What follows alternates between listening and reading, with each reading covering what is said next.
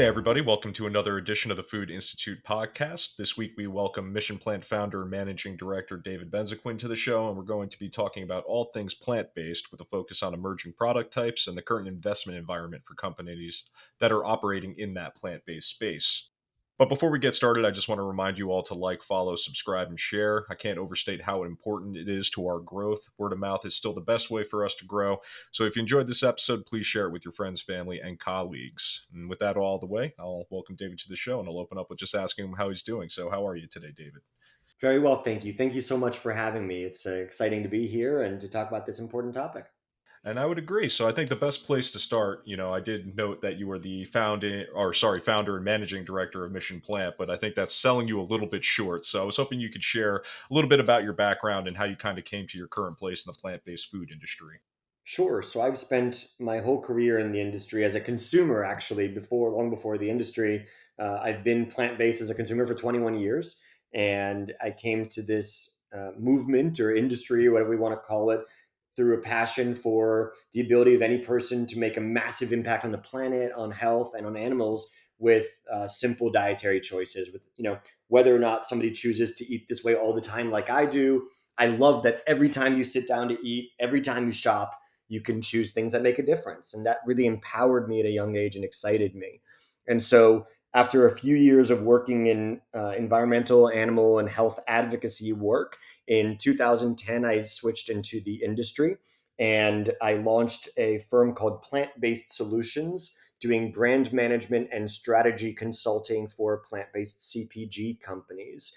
I had that firm for 9 years and worked with over 150 companies on go to market strategies, branding, sales and distribution strategy, etc., and sold that in 2019 to focus full time on my own food startup called Ocean Hugger Foods, which makes plant based seafood alternatives to sell in food service. I recently sold that business. And so now I am focused on consulting again. I am investing in other companies. And I've also launched but don't operate a consumer insights firm to focus on this plant-based sector. And in 2 weeks, I will launch a new e-commerce grocery platform specializing in plant-based products. So, like I said, I thought I undersold you a little bit in that intro, and I think I was right. And I think we can probably touch on all four of those aspects. But where I'd really like to start, I think, is with Mission Plant. So, I think what I'd like to do here is just kind of get your thoughts, and maybe you can explain what you are aiming to accomplish with this investment company and something of the mission statement when it comes to Mission Plant. So, could you share that with us? Absolutely. So I've spent the last 11 years, as I mentioned, working with hundreds of companies as an investor, consultant, and entrepreneur myself. And in that time, I've identified product categories that I think could use some real innovation and growth in terms of opportunities like Beyond Burgers and Milks. I've identified services that could really benefit the industry. So I've found that I was unable to achieve certain things or was unable to be as successful as I could have for my clients or for my own business because I didn't have access to things like a good e-commerce distribution model or good consumer insights. And so the companies that I'm investing in and that I am supporting are businesses that I think are identifying white spaces in products and in the infrastructures that are needed to enable the scaling of this industry. And my goal is to take my experience and be very, very honed in on identifying the most precision opportunities to have an impact in that way. And I think one of the things we can talk about here too, in the past few years, plant based foods have really come into their own. And I know you mentioned that a little bit and kind of your history and how that history tracks with the growing popularity of plant based foods. So I think from your seat, can you could describe the overall investment sphere for those products today and maybe compare it to a few years ago before the craze really took off and kind of take a look into your history and just some of your experience with the investment side of things? What's the current sphere looking like? Sure. So, absolutely, excitement for this category has skyrocketed. And really, it's driven by consumer demand. The fact is, most people would think that because the population of vegetarians is not huge, that the category may not be so big. But it's quite the opposite, where vegetarians and vegans collectively make up approximately 7% of the United States population. Over 40% of Americans are consuming plant-based alternatives to meat, dairy, or eggs at least once every 90 days. And so we're talking about a huge percentage of the population. Nearly half the country says they want to reduce their animal protein intake. And so the demand is astronomical. And that's why we're seeing so much growth in innovation and in new company launches, and why we're seeing investors go crazy, whether in the public or private markets. In terms of the growth there, we are seeing a real renaissance and a real revolution in how investors think about the food sector, because in some ways, food as a sector has to be so mature because everybody has always been eating. Yes, the population is growing, and unfortunately, sometimes we're eating more than we used to, but overall, it's growing at a pretty standard rate. However, within the food that we're eating, the shifts are so astronomical. And with investors understanding that our current system is inefficient and is volatile and vulnerable to health outbreaks and to sustainability challenges that could really create crises for our current system, they are investing in long-term solutions that can feed our growing population in a safe and healthy way. And so that's leading to the massive shift. And I guess when it comes to your approach to valuation, how do you think that compares to the overall industry's approach? I think one of the things here that you're noting is that there's a lot of new brands, but with new brands, you don't have a lot of history. So it can make it a little bit difficult to give them a valuation, especially when you're looking to invest. So I was wondering if you could share a little bit about your process there and some of the things that you look at when you look at some of these emerging brands that might be able to take the next step. Sure. So I am. I should speak to the fact that I'm a very early stage investor and that I focus on companies that are often even pre-launch or very early in the market, and I hope to act as sort of a validating first round check to give a company an opportunity to make it and to uh, signal to future larger investors that these companies are de-risked by my involvement in others. Um, when it comes to where I place my bets, I really look at categories that are underserviced. So product categories where I think the consumer demand significantly outpaces the availability of products satisfying that demand. So I'll give you one example. I'm an investor and advisor to a company that's launching a chickpea-based yogurt called CHKP Foods. And the reason I looked at that category is because in the consumer research I've done, 30% of American households purchased at least one non dairy yogurt last year. But the percentage of yogurts that are non dairy purchased in this country is less than 3%. And when you ask consumers why that is, it's because they overwhelmingly want to find products that satisfy them. They are very open minded and interested and excited to give non dairy a chance because they've already done so and have been very thrilled to do so with milks, but they just haven't been satisfied with offerings yet. So I see that as a category that has a major delta between demand and supply, and I find that to be a big opportunity. Secondly, I look at team. That seems so simple. I'm not just looking at a team in terms of experience, but also really looking at a team in terms of, because of the early stages I'm investing in, a team in terms of how nimble they are and how humble they are and how willing they are to understand the market and its feedback in terms of whether the channel they go into or the products they go into are appropriate. And lastly, I think that when I'm looking at companies personally, I'm not as focused on intellectual property and heavy tech. That doesn't mean that it's not a worthy consideration. The reason I don't look at heavily at that area is because, one, I'm not a legal expert or a scientist or somebody who can as effectively assess the strength of IP from a legal perspective or from the perspective of assessing the science and the value of it. I also am a big believer that food is not about technology. It takes a lot of technology to maybe make certain foods, and I think that's fantastic. But ultimately, the success of a food company will depend on its ability to attract consumers and trade partners to distribute, purchase, and consume the products and to manufacture them safely, at scale, efficiently. And so I'm interested in, beyond what can you do to develop that first prototype, I want to know, can you manufacture it at scale with healthy margins? Can you distribute it? And is it something that people actually want to eat and put in their stores and menus?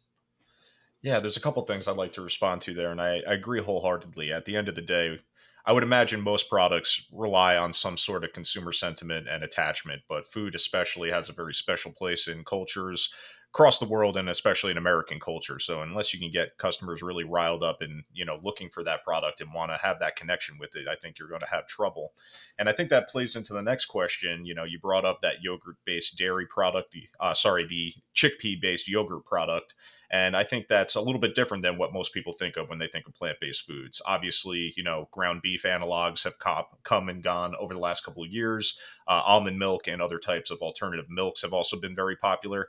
So, I guess my question is what kind of product categories do you see as the most ripe for disruption right now by plant based alternatives? Is there a specific product category you're looking at? In general, I'd say every category is ripe for disruption because I believe the trajectory and the categories we're seeing, the growth rates we're seeing among every category, even those that are seen as very mature, like burgers and milk, are astronomical, and the volatility in them is great. So you see the success of Oatly, or you see the shift in what ingredients people are seeking in each of these categories. There's still tons of opportunity everywhere. But I'm personally looking at categories outside of those two areas.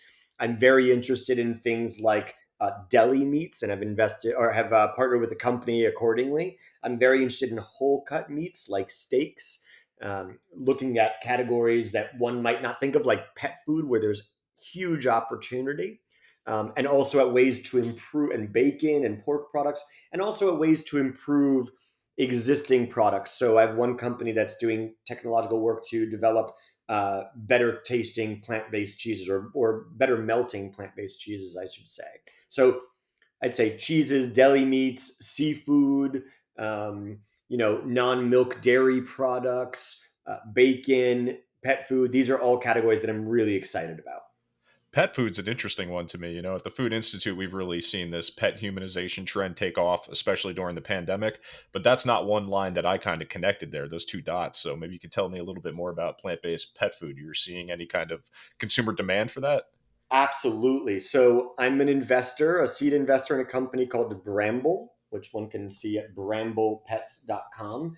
It's the first to market company doing direct to consumer fresh plant-based pet food. So it is a plant-based version of what you'd see from a company like Farmer's Dog or Fresh Pet or Ollie. And if you look at if you look at consumers today, a huge percentage of millennial and Gen Z consumers have opted to start cooking their own dog food for their dogs, because they recognize that a lot of the products that are out there are extremely unhealthy. Things like kibble that are sprayed with all kinds of nasty chemicals, and the canned foods that have BPA leaching into them and everything. The fact is, cancer rates among dogs and cats have been growing at outrageous rates, much faster than humans. And that's because of the stuff we're feeding them. And so this company, Bramble, has recognized that the research shows that plant based dog food is extremely healthy. The longest living dog, according to the Guinness Book of World Record, is named Bramble. That's how the company came to find its name. And that dog lived entirely on a plant based diet. And B, that fresh food that uses whole ingredients is the safest and healthiest way to eat, just like it is for people.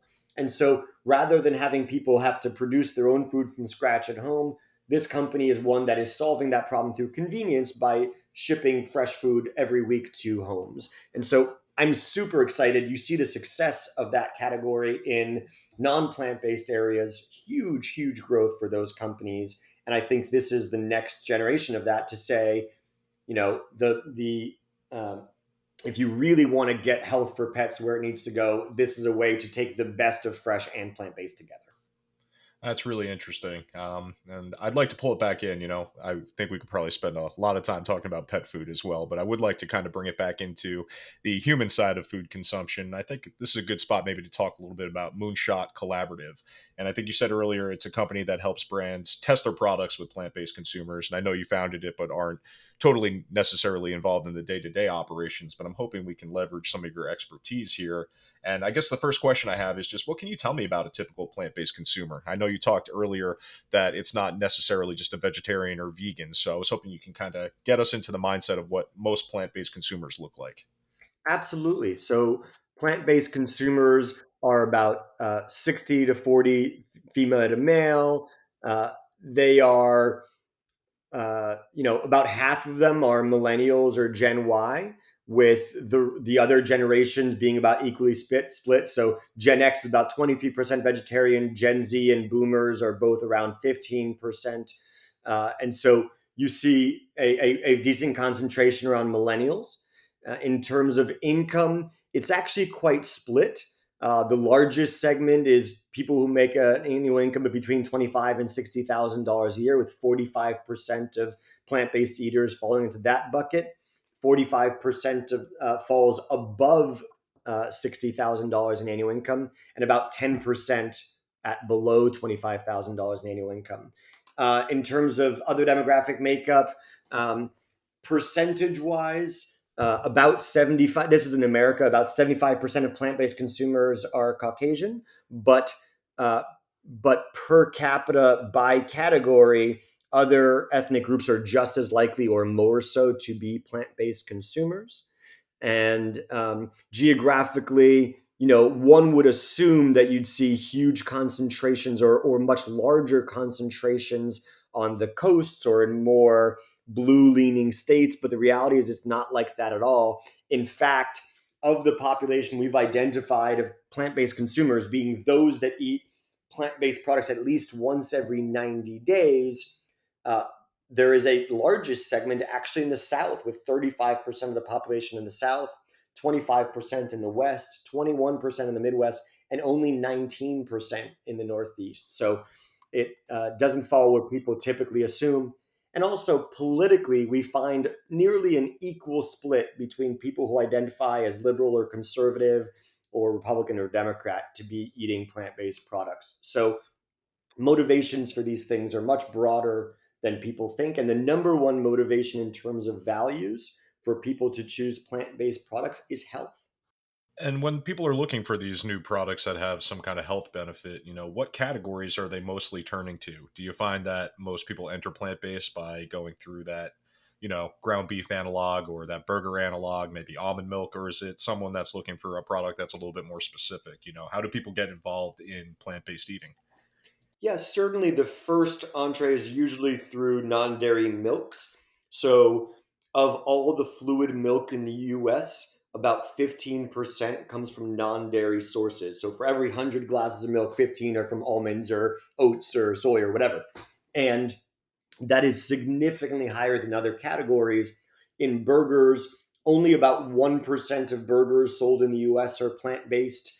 And in other categories, it's between a fraction of a percent and up to 3% of a category. So, certainly, everybody knows in that either they or people immediately around them occasionally have an almond milk latte or something of that sort. And so I'd say that's the category that people most commonly enter through. And burgers, because of the popularity in recent years, are certainly another one that's popular. So we kind of touched on one half of this question in the last set of questions when we were talking about the things you invest in, but I'm wondering if you have any information on product categories plant-based consumers are really looking for products in right now that they might not find a suitable alternative. So I'm talking, seafood, poultry, I think is one, maybe even bacon, as you said earlier. Is there any specific product types that you're finding consumers are really looking for a plant-based alternative in right now? Yeah, so I'd say that every category, and the reason I say that is because in the research we've done, like I mentioned with yogurt before, consumers are just um, not as satisfied as they could be with current products, and they keep on getting better. And so more and more consumers are turning to this. So while values based motivations for eating more plant based, like health or sustainability or even animal welfare, may be a driver, really, bottom line is the vast majority of consumers are still going to make decisions on what to purchase and what to consume based on price, taste, and access or convenience.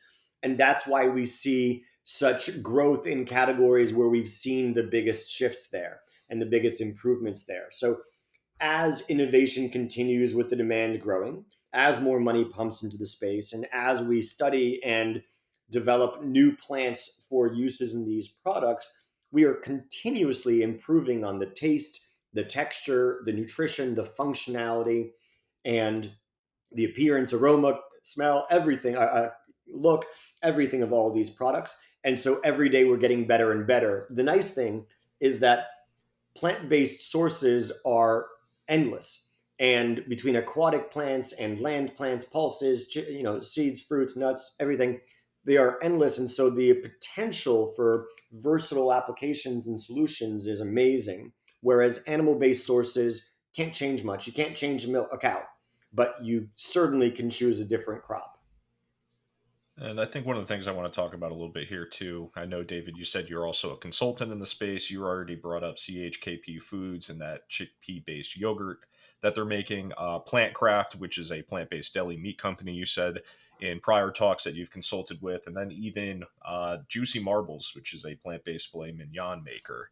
So all these companies seem to stray from that typical ground beef replacement we were talking about, and seem to have a lot of opportunity and definitely items I think consumers would be interested in. So I was wondering if you could describe each a bit and just kind of how these products tend to fare with consumer sentiment when they are introduced to them. And you could also expand this to any other company you may have consulted with. But I'm just kind of wondering, in talking to these companies that are creating these emerging plant-based products, how do consumers react when they actually finally get a taste of, say a plant-based filet mignon steak? Absolutely. So I'll take those in order. So, as I mentioned, CHKP Foods making chickpea based dairy products like yogurt and cream cheese. They are pre market, but we have tested them with buyers and consumers, and the sentiment, the reaction has been fantastic. I personally was swayed to work with all of these different brands and products based on not only liking the people, but really loving the products, because I'm very, very particular about what I will invest in or partner with. I'm fortunate enough to be able to choose the projects that I get involved in. And because I believe that companies will only be successful if they have fantastic products, I choose things that way. So I was very excited by their yogurts and cream cheese and other products, and that's why I got involved there. That company is based in Israel, but will be launching in the US in the next 6 months or so with these fantastic products, and I'm super excited about them. Chickpeas are renowned as an incredibly sustainable, healthy, and commonplace crop that everybody incorporates into their diets from Southeast Asia to Europe to North America. People are used to them and they're neutral in taste. And so people are very open and excited about that crop. When it comes to PlantCraft, which is a plant based deli meat company that I work with, this company is unbelievable. They've taken the most nutritious ingredients like flaxseed flour and green banana flour. Flaxseed, of course, is extremely rich in omegas and omega fatty acids. Green banana flour is one of the world's highest prebiotics because it's extremely resistant starch.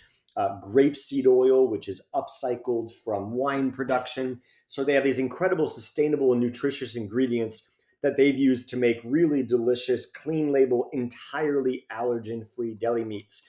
They've launched with pates. Next up are pepperoni and sausages, ham, salami, bologna, etc., are all on the horizon. So I'm very excited about what they're doing. That company has just launched in Southern California and in Chicago and is expanding now. Lastly, Juicy Marbles. So this company is out of Slovenia, and having graduated recently from the Y Combinator, they've developed a new technology to make unbelievable whole cut meats that incorporate fat marbling and the protein muscular texture into one big piece of meat. Previously, we see most meat alternatives come from a base of ground that is then amassed into something like a burger or a sausage or a meatball or even just ground or crumbles. This team has enabled the launch of a whole cut meat, which is new to market. They'll be launching very soon. They did do a beta online and an unbelievable response to the product, and it got me super excited to get involved. So I can't wait to launch that product. It'll be a game changer to open people's minds to the fact that you can have an entire steak made from plants in a much more sustainable and healthy way. Yeah, what a time to be alive. You can get a filet mignon made out of plants. It's kind of incredible to me to see how this category has grown, like you said, from that. I don't want to say simple because it obviously takes time, research, effort to put these plant-based products together. But at a consumer level, seeing something like a ground beef analog, you're probably just like, okay, this is put together and it's pretty common and now I'm used to it. But to see something as intricate as a filet mignon being recreated via plant-based, materials, really, really interesting stuff. Yeah. And not to say anything about the others too, because I think plant-based deli meats definitely have a place, and I think people will be interested in those, especially back to school and everything right now. A lot of parents might be looking for some kind of plant-based option for their kids, and also we kind of talked a decent amount about CHKP foods as well, and those chickpea-based yogurts and cream cheeses. But definitely, at least in my mind, there's a lot of opportunity among consumers for these types of products. For sure. And I think the last thing we can talk about here today, you did mention it at the beginning, and depending on when we release it, we'll get a better date when we talk about this right now. But you said in 2 weeks you'll be launching PlantBelly, which is an e-commerce grocery store and consumer subscription store. So I was just wondering what you could tell us about this project. PlantBelly is an e-commerce grocery platform selling curated plant-based products throughout the United States with next day or maximum 2-day guaranteed shipping. And it's your weekly grocery stop for everything plant-based. We aim to be a source of discovery and excitement for anybody who's looking to incorporate more plant-based foods into their diet and really to make that accessible.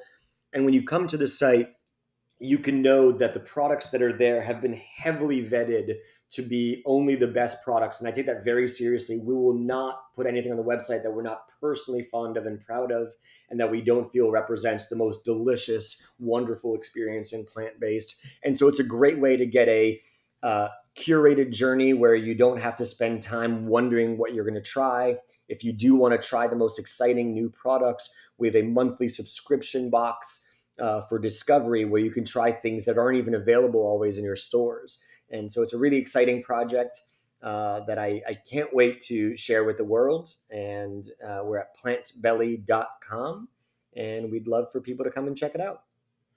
Yeah, and I think one of the things consumers might be asking is what's going to be in that subscription box? What can they kind of expect on a monthly basis if they sign up for that? What kind of products, would you say? Is it more like a meal kit, just individual items getting shipped? How is that handled? Sure. So we have different box options. One thing you can do, first of all, is you can create a subscription box of your own. So if you have particular products that you want to see in a repeated fashion, you can always sign up to get a subscription of products of groceries that you like. But our surprise discovery box will have one for refrigerated and frozen products, which would include things like the hottest new plant-based cheeses, frozen desserts, meat alternatives, etc. And we'll have another one for shelf stable products, which will be a little bit lower cost and will give you access to all kinds of delicious snacks or other shelf stable items. And we're also going to have a great produce box, which will enable people to play with new vegetables and fruits and get access to all of your grocery needs in one place. It's really exciting stuff. And for people that want to follow PlantBelly, I think you already said the website, but do you have any social media accounts or anything people could follow? That way they can kind of keep up to date and find out when you're launching. The best place to find everything would be at plantbelly.com. All right, perfect. And anything else that you would like to share with us? I know you're a very busy man. You got a lot of different projects, but anything else going on in the latter half of 2021 that you'd like to share with our audience? I appreciate it. The great opportunity to be here. Just thankful for being able to share all of this. I think this category, the plant-based space, is growing astronomically. It's a super exciting time. And I think for all your listeners, no matter what your current role in the industry is or what your hopes are, if you want to get involved in an exciting category and use your skills to make an impact, this is a really exciting and great place to be. Well, awesome, David. Really appreciate the time today. Listeners, you can take a look in the description of this episode for a smorgasbord of links to a bunch of different products that we talked about today, and you can learn a little bit more about David and what he's doing in the plant-based space. But I think that wraps it up for us this week on the Food Institute podcast. So once again, I'd like to thank David for his time today. And remember, if you are new to the Food Institute podcast, please follow, like, and share. And if you're an avid listener, please just like and share as well. So until next time, this is Chris Campbell signing off.